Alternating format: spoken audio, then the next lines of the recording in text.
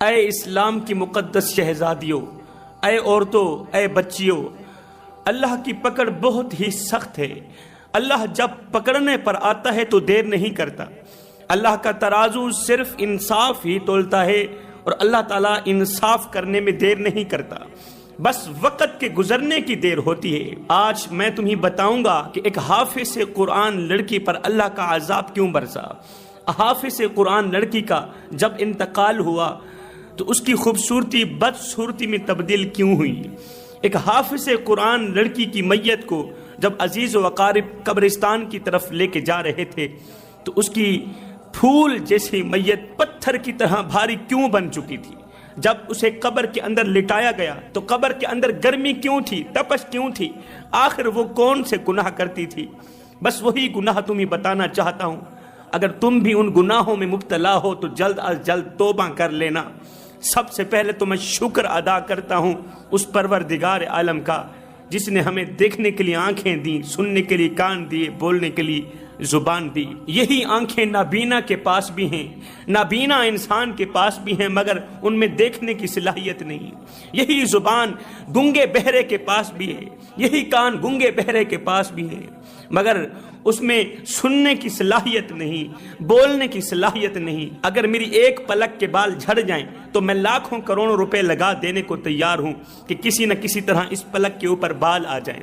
قبلہ، یہ پلکیں، یہ آنکھیں، یہ زبان، یہ کان، یہ دل، یہ گردے، یہ پھیپھڑے، یہ ہاتھ، یہ پیر، یہ وہ قیمتی مٹیریل ہے جو لاکھوں کروڑوں سے بھی زیادہ قیمتی ہے۔ مزے کی بات نہ بتاؤں، میرے اللہ نے مجھے مفت میں دے دیا، سب کچھ فری میں دے دیا، اور کبھی اس کا بل تک نہیں مانگا۔ پھر میرا حق نہیں بنتا کہ میں اس کریم رب کا ہر وقت، ہر گھڑی، ہر لمحے شکر ادا کرتا رہوں۔ ایک غریب شخص تھا جو بے اولاد تھا۔ آج میں تمہیں ایک ایسی عبرت ناک کہانی سنانے جا رہا ہوں، ایک ایسی عبرت ناک کہانی سنانے والا ہوں۔ اس واقعے کو سننے کے بعد آپ اللہ سے توبہ کرنے پر مجبور ہو جائیں گے، اللہ کے محبوب بندے بن جائیں گے، کیونکہ رسول کریم صلی اللہ علیہ وسلم کا فرمان علی شان ہے، صحابہ میں اللہ کا حبیب ہوں۔ میرے نبی نے فرمایا میں اللہ کا حبیب ہوں، پھر فرمایا جو جوان جوانی میں توبہ کرتا ہے وہ بھی اللہ کا حبیب بن جاتا ہے۔ تو جوانوں، تم بھی جوانی میں توبہ کر لو نا۔ جب تم جوانی میں توبہ کرو گے تو اللہ کے حبیب بن جاؤ گے، اور جب تم اللہ کے حبیب بن گئے تو یاد رکھنا اللہ تعالیٰ پوری کی پوری کائنات تمہارے قدموں پر ڈال دے گا، کیونکہ جب رب تمہارا ہو گیا تو پھر سب تمہارا ہو گیا۔ رب کو پانے کی کوشش کرو، مدینے والے کے ساتھ تعلق بڑھانے کی کوشش کرو، تعلق برقرار رکھنے کی کوشش کرو۔ جب مدینے والا تمہارا ہو گیا تو پھر سب تمہارا ہو گیا۔ سنیے ایک لڑکی کی عبرت ناک کہانی۔ قبلہ، ایک غریب شخص تھا جو بے اولاد تھا۔ ایک تو وہ غریب تھا، دوسرا وہ بے اولاد تھا۔ اللہ تعالیٰ نے اسے اولاد جیسی نعمت سے محروم رکھا تھا، رحمت جیسی رحمت سے، نعمت جیسی رحمت سے بھی محروم رکھا تھا۔ وہ ہر وقت، ہر گھڑی، ہر لمحے پریشان رہتا تھا کہ اللہ تو نے مجھے ہر ایک نعمت سے نوازا، اللہ تجھے اپنی عزت اور جاہ و جلال کا واسطہ مجھے اولاد جیسی نعمت سے بھی نواز۔ تو نے ہر ایک نعمت دی ہے، اولاد نہیں دی۔ اسی اولاد کے نہ ہونے کی وجہ سے، اس نعمت کے نہ ہونے کی وجہ سے میں ہر وقت، ہر گھڑی پریشان حال رہتا ہوں۔ میری بیوی پریشان حال رہتی ہے، اور میرے گھر میں ہر وقت پریشانیاں گھومتی رہتی ہیں۔ میرا گھر پریشانیوں کی دلدل میں پھنسا ہوا ہے، مصیبتوں کی دلدل میں پھنسا ہوا ہے۔ اللہ تو مجھ پہ مہربانی فرما، تو مجھے اولاد عطا کر۔ پیروں کے پاس جاتا ہے، درباروں پر منتیں مانتا ہے، منتیں مان مان کر تھک گیا۔ اللہ تعالیٰ نے اس کی خالی جھولی اولاد نرینہ سے نہ بھری، اس کی خالی جھولی اولاد سے نہ بھری۔ 20 سال کا عرصہ گزر گیا، شادی کو 20 سال کا عرصہ گزر گیا ہے، اور ابھی تک اولاد نہیں ہوئی۔ ہر وقت یہ دونوں میاں بیوی پریشان رہتے ہیں۔ اللہ اکبر۔ اسی کے علاقے میں ایک گنہگار عورت رہتی تھی، اسی بے اولاد شخص کے علاقے میں ایک گنہگار عورت تھی، بدکار تھی۔ اس کا غیر محرم مردوں کے ساتھ تعلق تھا، غیر محرم لڑکوں کے ساتھ وہ تعلقات بڑھاتی رہتی تھی، غیر محرم مردوں کو اپنے گھر میں بلاتی، ان سے نفسانی خواہشات پوری کرواتی، ان سے پیسے بٹورتی۔ یہی اس کا بزنس تھا، یہی اس کا کاروبار تھا۔ اے اسلام کی مقدس شہزادی، اور زندگی میں کبھی بھول کر کے بھی اپنے اوپر کبھی گندی مکھی نہ بیٹھنے دینا، اپنے اوپر گندی مکھی مت بیٹھنے دینا۔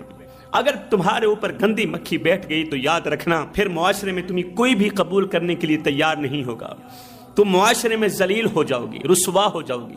اگر گندی مکھی تمہارے اوپر بیٹھ گئی تو پھر تمہاری کوئی قدر و قیمت نہیں رہے گی۔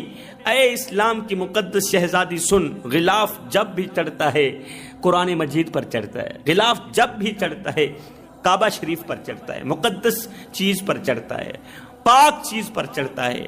اگر تو بھی خود کو قیمتی بنانا چاہتی ہے، کیونکہ قیمتی چیز پردے میں چھپی ہوئی ہوتی ہے، اگر تو بھی خود کو قیمتی بنانا چاہتی ہے تو پھر پردے کے اندر چھپ جا، پھر کبھی بھی اپنے اوپر گندی مکھی نہیں بیٹھنے دینی۔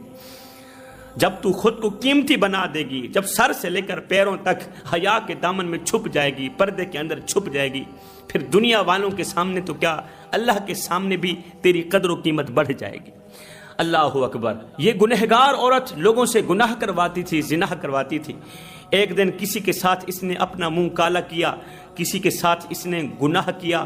حضرت سیدنا علی المرتضیٰ شیر خدا کرم اللہ وجہ الکریم نے فرمایا، ایک سیکنڈ کی لذت کے پیچھے گناہ مت کرو، لذت کے پیچھے، لذت کی آڑ میں آ کر لذت کو حاصل کرنے کے لیے گناہ مت کرو، کیونکہ لذت ختم ہو جائے گی ایک لمحے کے بعد، ایک سیکنڈ کے بعد، ایک منٹ کے بعد لذت ختم ہو جائے گی اور گناہ ہمیشہ کے لیے باقی رہے گا۔ تو فرمایا لذت کے پیچھے گناہ مت کرو۔ لذت کی آڑ میں آ کر اس نے گناہ کبیرہ کیا، کسی کے ساتھ زنا کیا، تو یہ گناہ حمل کی شکل اختیار کر گیا۔ اس گنہگار عورت کو حمل ٹھہرا، حمل ٹھہرنے کے باوجود بھی یہ گناہ میں مبتلا رہی، غیر محرم مردوں کو اپنے گھر میں بلاتی، ان سے غلط تعلقات قائم کرتی، ان سے گناہ کرتی، اللہ اکبر، نفسانی خواہشات پورا کرتی۔ اقبال نے کیا خوب کہا تھا، ایسا نہیں کہ نفس کا شیطان مر گیا، شیطان تو ہے زندہ، انسان مر گیا، سجدوں پہ سر جھکانے کی فرصت نہیں رہی، مومن کی روح میں بسا مسلمان مر گیا۔ ارے مسجد تو پکی بن گئی اور شاندار بھی، کچی ہے رب سے چاہتے، ایمان مر گیا، حیرت ہے تیری قسمت پہ اے اقبال، پیدا ہوا تھا خوشنما ویران مر گیا۔ ہر ایک سے اپنی نفسانی خواہشات پورا کرواتی رہی، لوگوں سے پیسے لیتی رہی، کاروبار چلتا رہا۔ اس حمل کو 9 ماہ ہو گئے۔ 9 ماہ کے بعد اس حمل سے اسے بچی پیدا ہوئی، اس نے بچی کو جنم لیا۔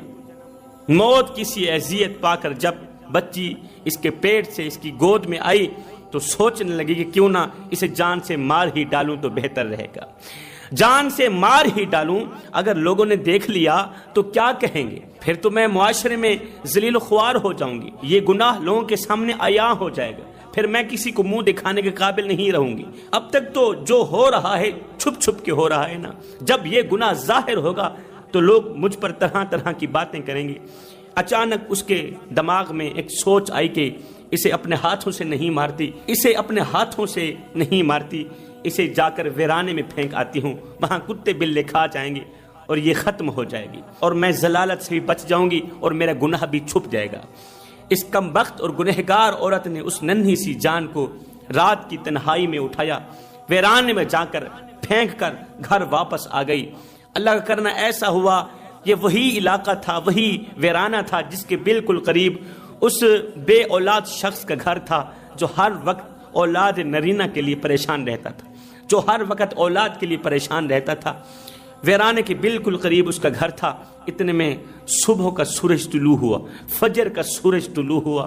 سورج کے طلوع ہو جانے کے بعد یہ غریب شخص چہل قدمی کے لیے، ٹھنڈی ٹھنڈی ہوا چل رہی تھی، اپنے گھر سے باہر نکلا، 4-5 قدم آگے بڑھا ہی تھا کہ اچانک اسے ننھی سی جان کی رونے کی آواز آئی، بچی کے رونے کی آواز آئی۔ ادھر کو دکھتا ہے، ادھر کو دکھتا ہے کہ اس ویرانے میں بچے کی رونے کی آواز کہاں سے آئی۔ جب غور کیا تو دور سے جھاڑی کے نیچے ایک ننھی سی بچی پڑی ہوئی ہے جو رو رہی ہے، چیخ رہی ہے۔ اس شخص نے دوڑتے ہوئے اس بچی کو اٹھایا، اٹھاتے ہوئے غور کیا یہ ننھی سی جان، یہ بیٹی ہے، یہ ننھی سی جان بچی ہے۔ دوڑ کر اپنے گھر کی طرف روانہ ہوا۔ اس کی بیوی گھر کے صحن میں بیٹھی رو رہی تھی کہ اللہ مجھے اولاد کیوں نہیں دیتا، اللہ مجھے اولاد دے، میری خالی جھولی بھر دے، میری سوکھی جھولی ہری فرما۔ جاتے ہی اس نے اس بیٹی کو بیوی کی گودی میں ڈال دیا، کہا اللہ تعالیٰ نے ہمیں بغیر محنت کے اولاد دے دی، اللہ تعالیٰ نے بغیر کسی تکلیف کے اللہ تعالیٰ نے بغیر کسی درد کے تجھے اولاد دی ہے اور تو اللہ تعالیٰ کا شکر ادا کر۔ قصہ مختصر جوانوں، یہ شخص کماتا رہا، محنت مزدوری کرتا رہا، کڑکتی دھوپ میں تتی ریت پہ لکڑیاں چنتا رہا، اوور ٹائم لگاتا رہا کہ مجھے کچھ ملے نہ ملے میری بیٹی کو روٹی کا ٹکڑا مل جائے، مجھے کچھ ملے نہ ملے میرے بچے کو کھانے کو کچھ مل جائے۔ وقت گزرتا گیا، یہ بچی آج چھوٹی کل بڑی، آج چھوٹی کل بڑی۔ جب اس نے جوانی کی دہلیز پر قدم رکھا تو یہ اس قدر خوبصورت بنی، اللہ تعالیٰ نے اسے اس قدر حسن دیا تھا کہ ہر دیکھنے والی آنکھ دنگ رہ جاتی، ہر دیکھنے والی آنکھ حیران رہ جاتی، جو بھی اسے دیکھتا بس دیکھتا ہی رہ جاتا، جو بھی اسے دیکھتا دوسری بار دیکھنے کی خواہش کرتا تھا۔ یہ کوئی حسین و جمیل تھی؟ یہ تو چاند کا ٹکڑا تھی جسے چاند بھی دیکھے تو شرما جائے، اس قدر حسین و جمیل تھی۔ مگر افسوس، جوانی کی دہلیز پر قدم رکھتے ہی اس نے 3 گناہ بڑے شوق سے کرنے شروع کر دیے، 3 گناہ بڑے شوق سے کرتی رہی۔ ہائے، ان 3 گناہوں نے اس کی عمر میں سے برکت ختم کر دی، ان 3 گناہوں نے اس کی عمر میں سے برکت ختم کر دی، اس کے چہرے کی نورانیت چھین لی۔ ان 3 گناہوں نے اسے ایک ایسی مہلک بیماری میں مبتلا کیا کہ پھر اسے شفا نہ ملی، پھر اسے صحت نہ ملی۔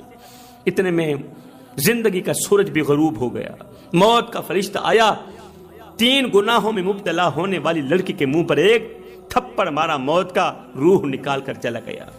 یہ خوبصورت حسین و جمیل لڑکی 3 گناہوں کی وجہ سے موت کی آغوش میں چلی گئی۔ جب یہ مر گئی، جب اس کی ماں اسے غسل دینے لگی، جب ماں نے پھٹے پر لٹایا غسل دینے کے لیے، کفن دینے کے لیے، تو ماں نے غور کیا بیٹی کا حسین و جمیل چمکتا ہوا چہرہ تاریکی کی طرف جا رہا ہے، اندھیرے کی طرف جا رہا ہے، خوبصورتی بدصورتی میں تبدیل ہونے لگی ہے۔ ماں دیکھ کر دنگ رہ گئی، حیران رہ گئی، اللہ یہ کیا ہو گیا؟ خیر، جب اس کے باپ نے، عزیز و اقارب نے اسے کندھا دیا، اس کی میت کو اٹھا کر جنازہ گاہ کی طرف، قبرستان کی طرف جانے لگے تو باپ نے غور کیا، پھول جیسی بیٹی کا وزن بڑھ چکا ہے، لاش بہت بھاری ہو چکی ہے، ایسے لگتا ہے جیسے 4 پہی کے اوپر میت نہیں پڑی بلکہ اس کے اوپر کوئی بھاری وزنی پتھر پڑا ہے۔ بڑی مشکل سے عزیز و اقارب اور لڑکی کا باپ اسے اٹھا کر قبرستان پہنچا۔ جب اس لڑکی کی تدفین کرنے لگے، دفن کرنے لگے، تو باپ نے غور کیا، قبر کے اندر اندھیرا ہی اندھیرا تھا، قبر کے اندر گرمی ہی گرمی تھی، قبر کے اندر تپش ہی تپش تھی۔ اللہ اکبر، قبر کے اندر اندھیرا ہے، گرمی ہے، تپش ہے۔ میرے رسول کریم صلی اللہ علیہ وسلم نے فرمایا، صحابہ، قبر روزانہ آواز دیتی ہے، او میرے اوپر چلنے والے، او اکڑ اکڑ کر چلنے والے، میرے اندر اندھیرا ہی اندھیرا ہے، روشنی لے کر آنا، میرے اندر گرمی ہے، میرے اندر تپش ہے، میرے نیچے آگ کا بستر، اوپر آگ کا بستر، دائیں بائیں آگ ہی آگے، حفاظتی اقدامات لے کر آنا۔ قبر روزانہ آواز دیتی ہے مگر ہمارے کان قبر کی آواز کو سن نہیں سکتے، ہمارے کانوں میں وہ صلاحیت نہیں جو قبر کی مٹی کی آواز سن سکے۔ بڑی مشکل سے اس لڑکی کو قبر کے اندر دفن کیا۔ خاک سپرد کرنے کے بعد جب یہ باپ واپسی اپنے گھر کی طرف آیا، گھر کی دہلیز پر قدم رکھا تو آتے ہی اپنی بیوی سے کہنے لگا، سچ سچ بتانا، تیری بیٹی کون سے ایسے گناہ کرتی تھی کہ تو خود کہہ رہی ہے کہ جب میں اسے غسل دے رہی تھی تو اس کی خوبصورتی بدصورتی میں تبدیل ہو گئی۔ سچ سچ بتا کہ تیری بیٹی کون سے ایسے گناہ کرتی تھی، مجھے وہ گناہ بتا تاکہ میں بھی عبرت حاصل کروں اور ہر سننے والی عورت عبرت حاصل کرے کہ وہ گناہ کبھی نہ کرے۔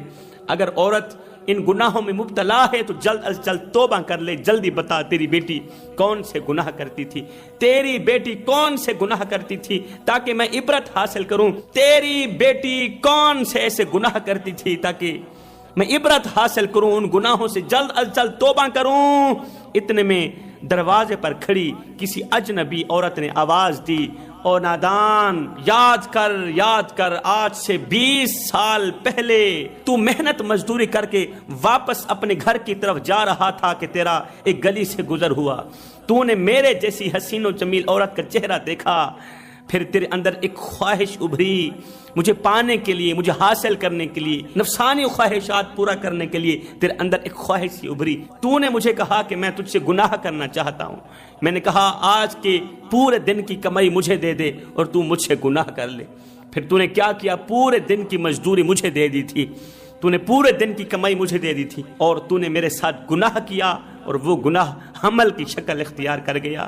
اور نادان، یہ جو بچی تھی یہ کسی اور کی نہیں تھی، یہ کسی اجنبی کی نہیں تھی، یہ تو تیری اپنی بچی تھی۔ وہ گناہ جو حمل کی شکل اختیار کر گیا تھا، جب تیرا نطفہ میرے پیٹ میں گیا تھا تو 9 ماہ بعد میں نے تیری امانت کو پیٹ سے باہر نکالا۔ میں اس بیٹی کو اپنے ہاتھوں سے مار رہی تھی، لیکن میں نے کہا نہیں، میں اسے ویرانے میں پھینک آتی ہوں، وہاں کتے بلے کھا جائیں گے اور میں اس گناہ سے بچ جاؤں گی، لوگوں کی ضلالت سے بچ جاؤں گی۔ جب میں اسے ویرانے میں پھینک آئی، صبح سویرے تو باہر نکلا، تو نے کہا اللہ تعالیٰ نے مجھے اولاد دی ہے، بغیر کسی درد کے، بغیر کسی تکلیف کے اللہ تعالیٰ نے میری خالی جھولی بھر دی ہے۔ اور نادان، جلدی کر، توبہ کر، اس گناہ سے توبہ کر لے، ورنہ یاد رکھنا جس طرح تیری بیٹی عبرت کا نشانہ بنی ہے، اسی طرح تو بھی عبرت کا نشانہ بنایا جائے گا۔ اگر تو اس گناہ سے توبہ نہ کی تو یاد رکھنا موت کے وقت خاتمہ ایمان پر نہیں ہوگا۔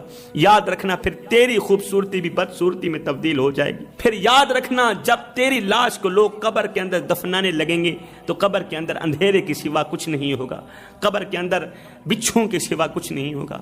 تو نے جو میرے ساتھ گناہ کیا تھا، میں نے ایک سے نہیں، میں نے ہزاروں سے گناہ کروایا، مگر میں نے بچی کو جننے کے بعد، اسے ختم کرنے کے بعد اللہ سے پکی توبہ کی تھی۔ اس توبہ کے بعد آج تک میں نے ایک گناہ بھی نہیں کیا، میں نے اللہ سے پختہ توبہ کی، اور میں دعا کرتی ہوں اللہ میری توبہ قبول فرمائے۔ اور نادان، تیرے آگے گزارش یہ ہے، تیرے آگے درخواست یہ ہے کہ جلدی سے تو بھی توبہ کر لے، ورنہ یاد رکھ وہ دن آنے والا ہے، وہ دن آنے والا ہے کہ جب تجھے عبرت کا نشانہ بنا دیا جائے گا۔ ہائے، اس نادان شخص نے دونوں ہاتھ اٹھائے، اللہ سے پختہ توبہ کی۔ پختہ توبہ کرنے کے بعد اس نے اپنی بیوی سے پوچھا، اب تو بھی بتا دے کہ وہ لڑکی کون سے گناہ کرتی تھی کہ موت کے بعد اس کی خوبصورتی بدصورتی میں تبدیل ہو گئی۔ اس کی لاش بھاری بن چکی تھی اور قبر کے اندر اندھیرا ہی اندھیرا تھا، تپش ہی تپش تھی۔ تو اس لڑکی کی ماں نے کہا کہ میری بیٹی 3 گناہ بڑے شوق سے کرتی تھی۔ نمبر 1، اس کا غیر محرم مردوں سے تعلق تھا، غیر محرم نوجوانوں سے تعلقات تھے۔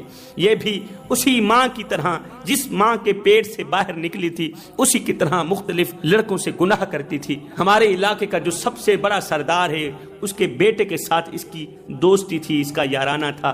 وہ راتوں کی تنہائیوں میں اسے ملنے کے لیے آتا تھا۔ میں اچھی طرح جانتی تھی، جاننے کے باوجود بھی میں تمہیں نہ بتا سکی، اس لیے کہ سردار کے بیٹے نے مجھے دھمکی لگائی ہوئی تھی، اگر تو نے اس کے باپ کو کچھ بھی کہہ دیا تو تجھے جان سے مار دوں گا۔ دوسرا گناہ یہ، مجھے مارتی تھی، مجھے دکھ دیتی تھی، مجھے درد دیتی تھی۔ میں ہر وقت پریشان جو رہتی تھی نا، وہ اسی بیٹی کے لیے پریشان رہتی تھی کہ یہ ان گناہوں میں کیوں مبتلا ہو گئی۔